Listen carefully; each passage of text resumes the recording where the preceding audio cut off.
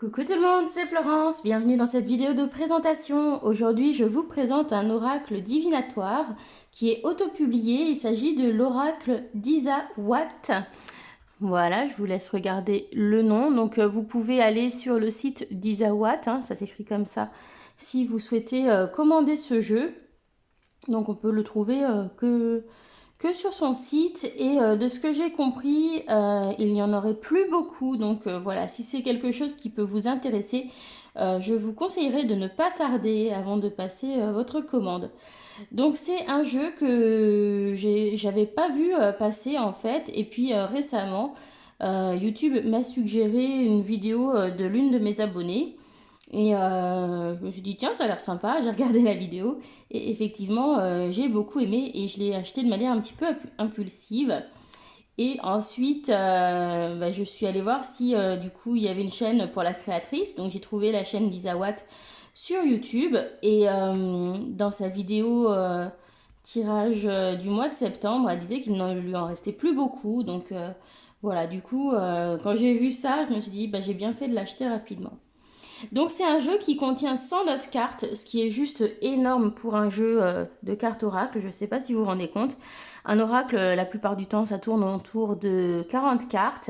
Et de bons oracles divinatoires comme l'oracle des reflets, l'oracle de l'Anna, l'oracle G, tout ça, ça tourne autour de 65 cartes.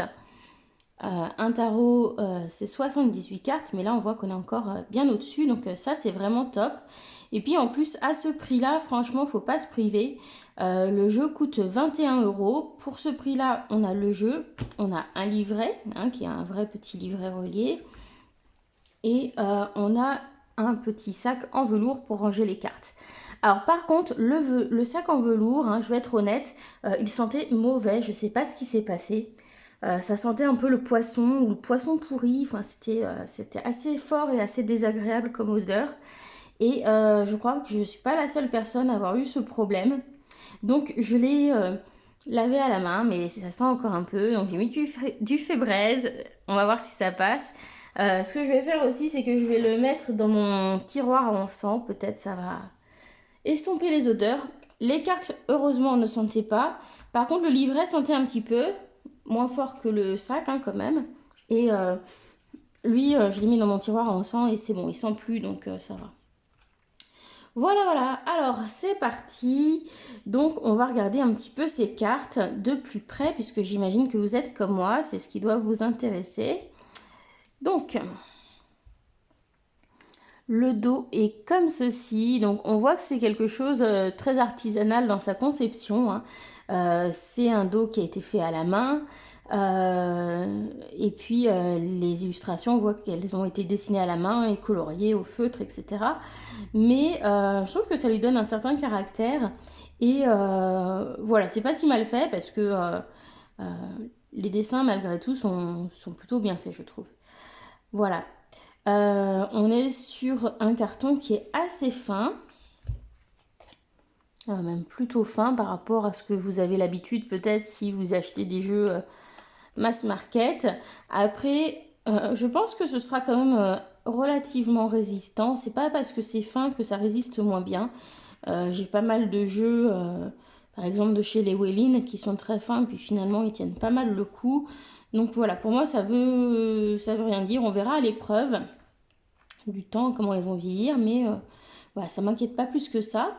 En même temps, avec 109 cartes, si on avait du 350 GSM, ça ferait un paquet énorme, impossible à tenir en main. Donc c'était peut-être aussi un choix de sa part, voilà, pour que le jeu reste ergonomique. Au niveau du format, vous pouvez sans doute vous rendre compte que ce ne sont pas de très grandes cartes. En plus, vous savez que j'ai de toutes petites mains. Donc j'ai pris quelques cartes à côté pour comparer, mais je ne sais pas vraiment ce que c'est comme format. Donc j'ai pris un format tarot classique en prenant le Morgan Greer de chez US Games. Voilà, on voit que c'est plus petit. Donc c'est plus petit du coup que la plupart des oracles. Et puis j'ai pris un... Voilà, ça c'est des cartes à jouer que j'avais commandées sur Amazon, format poker, qui étaient blanches, sur lesquelles j'ai fait un oracle aussi. Et voilà, on voit que c'est un petit peu plus haut, par contre c'est un peu moins large. Donc voilà, je ne sais pas exactement comment on appelle ce format. Voilà. Mais moi j'aime bien les petits jeux. Je trouve que ça donne une bonne prise en main pour mélanger, c'est plus facile. Voilà, donc ça ne me dérange pas du tout. Puis surtout avec un gros paquet comme ça, voilà, je trouve que c'est plus pratique. Alors, on va regarder les cartes ensemble, hein. Donc oui, la tranche est neutre. Et puis au niveau des cartes, donc on a une bordure, hein, dessinée à la main. Autour, on a une bordure blanche. Et puis on a une petite bannière avec un titre pour chaque carte. C'est écrit à la main, donc voilà, c'est pas toujours parfaitement centré. Des fois, il y a des différences d'intensité au niveau du stylo qui a été utilisé. Mais finalement, c'est pas très grave parce que ce qui m'a intéressé, c'est vraiment ce côté avec beaucoup de cartes et puis surtout des cartes que je trouvais très parlantes. Voilà, c'est des symboles qui m'ont fait venir plein de mots-clés à l'esprit. Donc voilà, c'est ça que je trouve intéressant. Donc là, elles sont dans le désordre, mais normalement, elles arrivent classées par ordre alphabétique. Et au niveau du livret d'accompagnement, vous avez un petit sommaire classé par ordre alphabétique également, avec la page où vous pourrez retrouver la signification des cartes. Et ensuite, voilà, vous avez les significations. Et puis, quand il y a des choses importantes, c'est souligné. Voilà. Donc, je vous propose qu'on découvre les cartes. Je vous dirai un petit peu les mots-clés qui me sont venus comme ça à l'esprit. C'est peut-être pas la même signification que dans le livret, mais en tout cas, moi, c'est ce que ça m'évoque. Alors, Phénix, renouveau, renaissance, renaître de ses cendres. L'autre, pour moi, ça me fait penser à une tierce personne. Peut-être une entité aussi. Ou les autres, hein, les avis extérieurs, etc. La matérialisation, donc pour moi, c'est la pensée créatrice, la manifestation, hein, de quelque chose, la loi d'attraction, ce genre de choses. Le muret. Alors le muret, pour moi, il peut me parler de limites, de barrières, hein, que l'on met entre soi et les autres, par exemple. Et puis ça peut être aussi un obstacle, se heurter à un mur, ce genre de choses. Le narcisse, je l'associerais bien avec la saison du printemps, par exemple pour les datations. Et ça me fait penser au fait d'être égocentrique, tourné vers soi-même, de ne pas faire suffisamment attention aux autres, ce genre de choses. Alors, l'œillet, je l'associe personnellement avec l'adultère. Je sais pas, j'ai toujours entendu dire que c'était une fleur en rapport avec le fait d'être cocu. Donc, je sais pas si c'est ça le sens dans le livret, mais voilà. L'œuf, donc l'œuf, ça peut représenter la gestation, une grossesse, la naissance, la nouveauté, un nouveau projet, voilà, ce genre de choses. L'offense, hein, donc c'est le fait d'être blessé par quelque chose, des paroles blessantes, voilà. Ensuite, on a l'ouverture, donc c'est la lumière au bout du tunnel, c'est une solution qui se présente, des opportunités également. La bénédiction, donc c'est un oui, c'est une forme de validation. Il y a aussi une idée de protection, je trouve, dans cette carte. La leçon, ça peut nous parler d'enseignement, des études, d'apprendre quelque chose, tirer les leçons de ses erreurs. Voilà, ça peut être plein de choses, c'est intéressant. Le Makikata, alors en dehors du personnage du film Madagascar, ça me fait penser ici à la méditation, au fait de peut-être de prendre du recul par rapport aux choses, voilà, prendre les choses avec philosophie. On a la peur ici, donc plus ou moins justifiée, hein, mais ça reste la peur, donc avec les différentes attitudes, hein, que l'on peut adopter face à elle. Le karma. Alors, la lady, donc pour moi ce serait un significateur féminin, positif, on va dire. Quelqu'un d'attentionné, gentil, etc. Sincère. La Kundalini, c'est pour moi l'énergie de vie, l'énergie créatrice, hein, une montée d'énergie sexuelle dans le sens énergie de créativité. Également une montée d'énergie tout court, hein. Voilà, ça représente pour moi l'énergie vitale. Voilà, et puis ça peut être aussi une augmentation du désir, de la libido. La confusion, donc le trouble, le, le manque de clarté sur une situation, avoir les idées confuses, ce genre de choses. Le cadre, alors c'est peut-être une des images qui me parle le moins. Le cadre, peut-être ne pas sortir du cadre de quelque chose, rentrer dans le moule, je sais pas. Les cartons, donc déménagement, emménagement, donc voilà l'idée d'un déplacement, d'un changement de vie. Ça peut être aussi des choses que l'on va mettre un petit peu au rebut, qu'on va mettre de côté. Le chat, donc le chat pour moi bah, ça va être les animaux de compagnie. Ça va être aussi voilà, le repos, la tranquillité.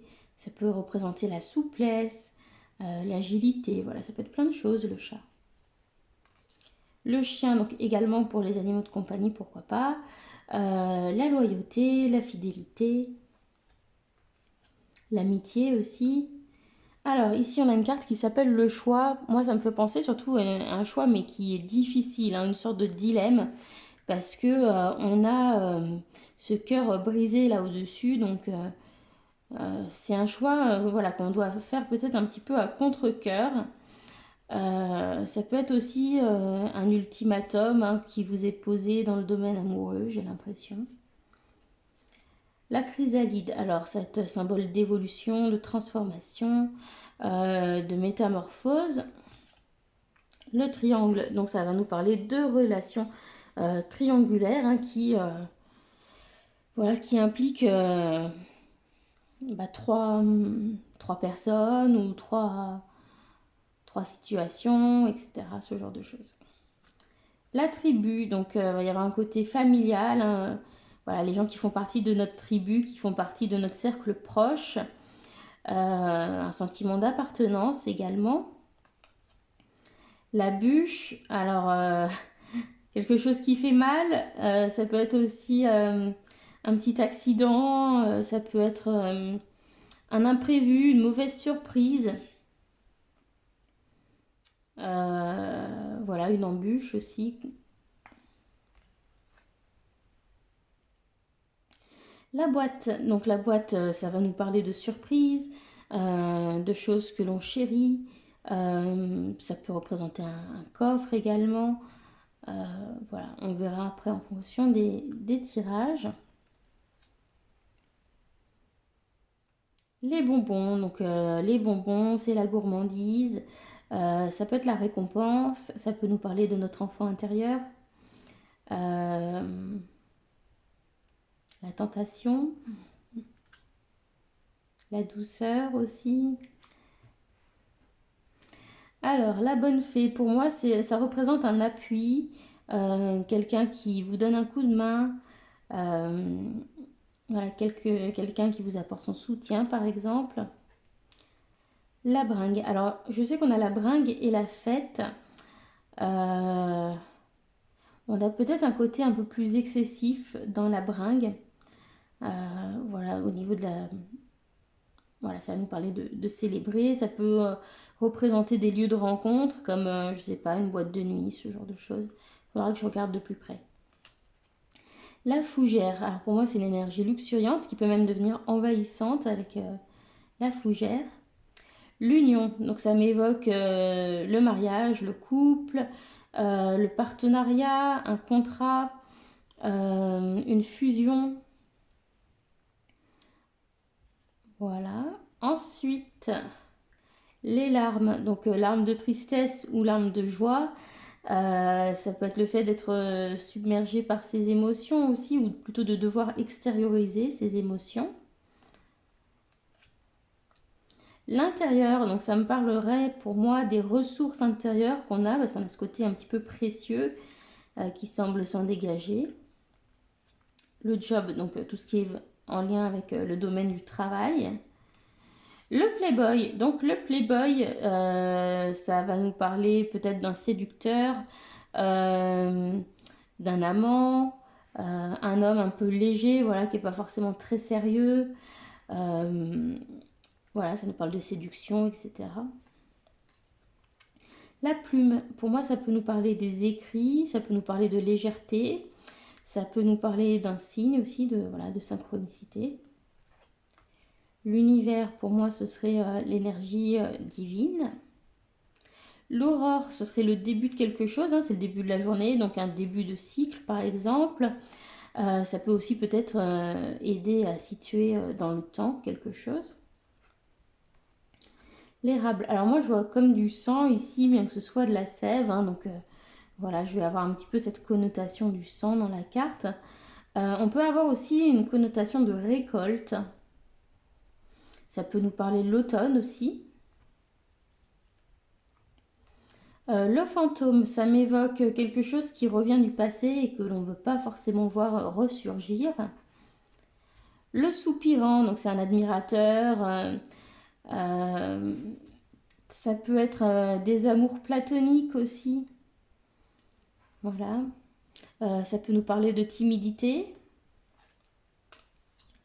La surprise, donc j'ai envie de dire c'est plutôt une bonne surprise, celle-ci. Le tango, donc...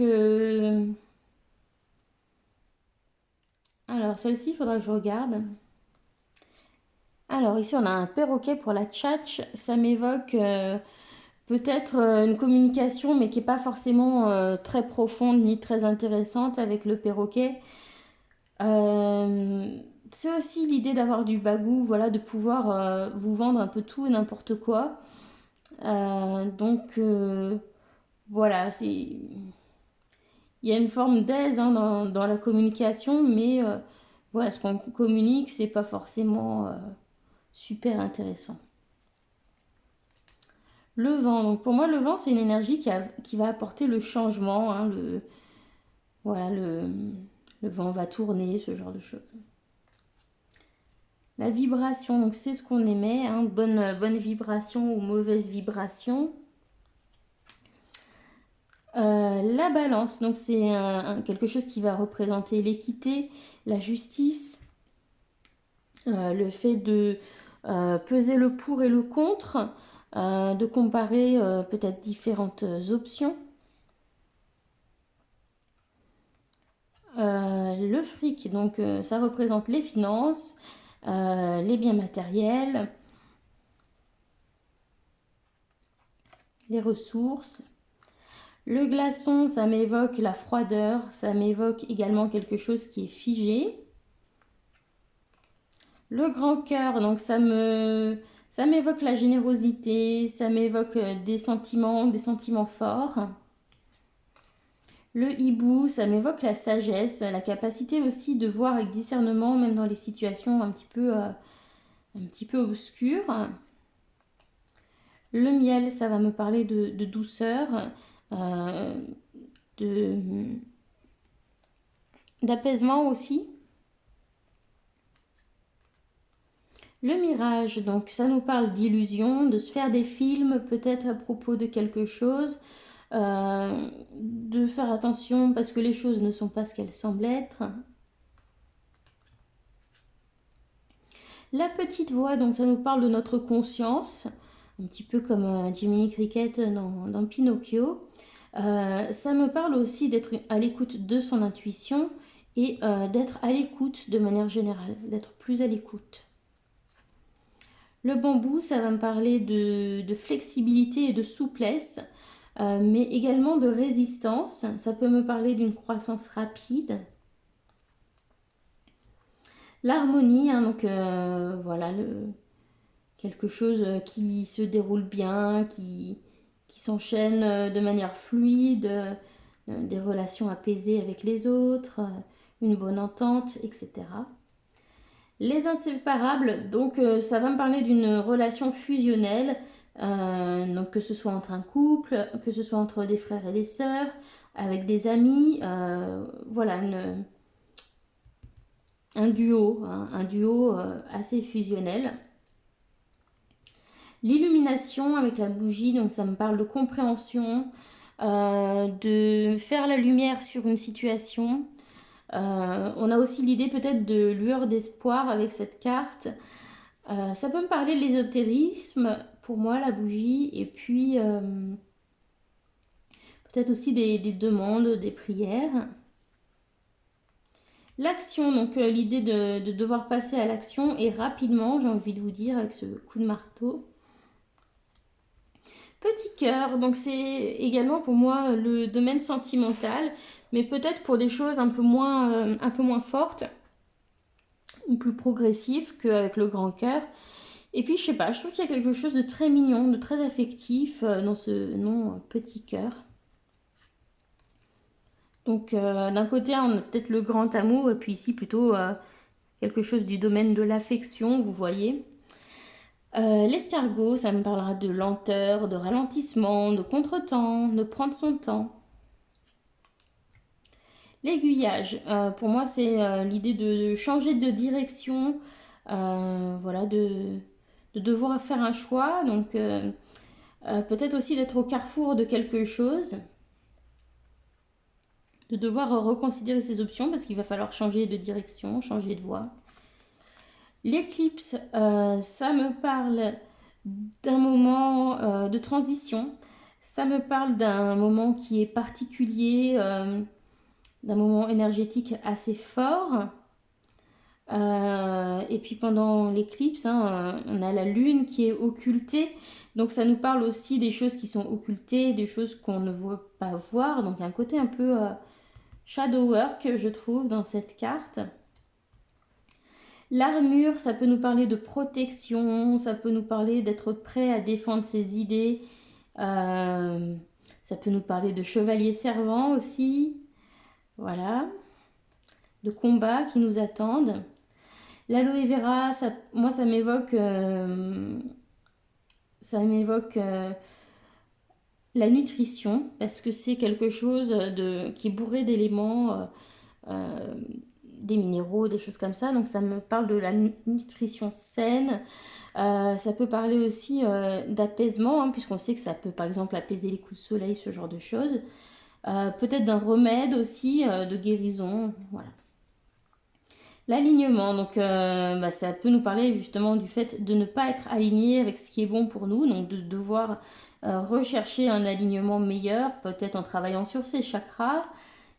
Voilà, l'abondance, donc prospérité, richesse, joie, bonheur, etc. Hein, toutes les bonnes choses qui viennent à nous. L'abeille, ça m'évoque le travail. Alors, je crois qu'on a déjà une carte travail là. Donc, ce sera peut-être un travail plus personnel. L'idée de se donner du mal aussi pour quelque chose. Ça peut nous parler de la communauté. Ça peut parler du féminin sacré. La parole, donc ici on va être dans la communication verbale, la communication orale. D'ailleurs on a ce bleu qui nous rappelle le chakra de la gorge. On a ce vert qui peut nous évoquer le chakra du cœur, donc parler avec son cœur. Et puis on a ce violet ici qui peut nous représenter le chakra couronne, donc peut-être la parole divine. Le yearling, donc pour moi c'est une énergie un peu incontrôlable, imprévisible, quelqu'un qui est indomptable, qui n'en fait qu'à sa tête. Donc en termes de personnes, ça peut représenter des adolescents ou quelqu'un qui fait sa crise de la quarantaine, par exemple, ce genre de choses. Voilà, quelqu'un qui est un peu allergique à l'autorité. Voilà, quelqu'un d'indépendant, de très indépendant. Le volcan, ça me parle d'une énergie qui gronde, qui couve à l'intérieur, qui est prête à exploser. Donc ça peut parler aussi d'un tempérament explosif. Voilà. Ensuite, le message, donc ça me parle des nouvelles, de communication écrite. Voilà. La méduse, pour moi, je vois l'idée de se laisser porter, de se laisser porter par les événements et de voir où est-ce que ça va nous mener. J'y vois aussi un côté irritant. La maladie, donc bon, là c'est assez clair. La foudre, un choc, une révélation, Une énergie qui vient nous déstabiliser, un petit peu comme la tour. Ça peut être également le coup de foudre, pourquoi pas. Les choses en rapport avec l'électricité aussi. La flamme, donc le feu de la passion, le désir, la créativité, les flammes jumelles aussi, pourquoi pas. Le temple, ça va nous parler de nos croyances, de notre fort intérieur aussi peut-être. Voilà, de notre spiritualité également. Le solitaire, donc ça pourrait parler d'une personne effectivement qui est solitaire. Ça peut parler de quelqu'un qui est brillant, de quelque chose qui est résistant, qui dure longtemps aussi, quelque chose de précieux. Le sécateur, donc on a une idée de rompre avec quelque chose, de couper quelque chose. Et puis c'est également un outil, donc ça peut nous parler d'avoir les outils nécessaires. L'usure, donc quelque chose qui a fait son temps, hein, et dont il va falloir peut-être se débarrasser. Les hyènes, alors c'est pas une énergie super positive, je trouve. On a cette idée un peu de charognard, de quelqu'un qui vient profiter. On a aussi, avec le rire des hyènes, une énergie un peu de moquerie, je trouve. L'hirondelle. Alors l'hirondelle, ça peut nous parler de migration, donc de longs voyages, de longues distances. Et puis, pour moi, de manière plus personnelle, ça m'évoque mon arrière-grand-père. Parce qu'il tendait un fil à côté de sa maison et tous les ans, il faisait attention à ce que le fil soit en bon état pour voir les hirondelles se reposer à partir du printemps. Et, euh, et voilà, bon, il est décédé il y a plusieurs années maintenant. Et il y a environ 2 ans, le jour de son anniversaire, alors que j'étais en train de me dire, bah tiens, ça aurait été son anniversaire aujourd'hui, je me retourne vers ma maison et au-dessus de la porte de la cuisine qui était ouverte, je vois une hirondelle qui était posée sur le mur et qui me regardait. Et elle est restée là un moment, hein, le temps que je la regarde et tout, puis après, voilà, elle s'est envolée. Et j'ai trouvé que voilà, pour moi c'est sûr, c'était un signe. Parce qu'en plus, je voyais jamais d'hirondelle vers là où j'habitais, donc je trouve que voilà, la coïncidence est vraiment trop forte pour que ce soit juste une coïncidence. Donc pour moi, voilà, ça m'évoque mon arrière-grand-père. Le veau d'or, ça m'évoque quelque chose de trop beau pour être vrai. Ouais. La vague, un déferlement d'émotions, hein, euh, un esprit agité ou voilà, des émotions qui nous remuent, des émotions fortes. Ça peut nous parler aussi du bord de mer, hein, d'un point de vue géographique. Le gentleman, donc ça va être le significateur masculin positif, on va dire. Quelqu'un de fidèle, voilà, gentil, etc. La rencontre, donc voilà, on ne va pas épiloguer. La réflexion, ça nous parle d'être peut-être trop dans le mental, d'être dans la réflexion, de devoir réfléchir. On a ce petit scotch sur la bouche qui peut nous donner l'idée peut-être qu'il faut tourner sa langue 7 fois dans sa bouche avant de parler. Donc il faut réfléchir avant d'agir, ce genre de choses. Les racines, donc ça peut nous parler de nos origines, du lieu auquel on se sent attaché par exemple, de nos ancêtres, et puis aussi ça peut nous parler d'ancrage. Le poulain, donc on avait le yearling tout à l'heure hein, qui était un peu plus âgé, donc là ça va me parler plutôt d'un enfant, de quelque chose qui est jeune, qui est immature. Ça peut être aussi par exemple un apprenti ou quelqu'un que l'on forme. Quand on dit voilà, celui-là, ah, c'est mon poulain, vous allez voir, etc. Les pingouins, ça m'évoque la fidélité. Ça m'évoque aussi la parentalité, hein, puisque voilà, ils sont tous les deux en train de surveiller leur œuf. Ça m'évoque aussi la responsabilité. Voilà, bon, les projets, hein, puisqu'on a cet œuf également. La pin-up, donc ça peut être la maîtresse, l'autre femme, hein. Ça peut nous parler de sensualité, de désir. Le schéma, ça va nous parler de répéter tout le temps la même chose, hein. Voilà, on a ce côté très répétitif avec les différentes couleurs. Donc peut-être un cycle qu'il faut réussir à briser. Ou alors de se conformer, ça dépendra de la problématique. Le sceptre, ça me parle d'autorité, de pouvoir, voilà, d'être peut-être le décideur de quelque chose. La route, ça nous parle de partir, hein. On dirait qu'elle a fait ses valises. Ça peut nous parler aussi de tous les métiers qui sont liés à la route. Ça peut nous dire la route est encore longue. Voilà, parcourir un chemin, je sais pas. Le risque, donc prendre des risques, se lancer, faire le grand saut, avoir confiance. Et puis en même temps, bon ici, hein, c'est un risque qui est quand même calculé puisqu'on a cet élastique. La responsabilité, là on a l'impression qu'il y a trop de responsabilités, donc ça peut être peut-être un fardeau. Le reset, donc le reset, c'est l'idée de repartir à zéro, de recommencer quelque chose sur de nouvelles bases. L'emprise, ça va nous parler de déléguer son pouvoir à quelqu'un d'autre, ça peut nous parler de manipulation, ça peut nous parler d'addiction, d'attachement à quelque chose, voilà, de manque de liberté, hein, d'un jeu de pouvoir pas très sain aussi, voilà, une relation toxique. L'élévation, donc on va avoir l'élévation spirituelle.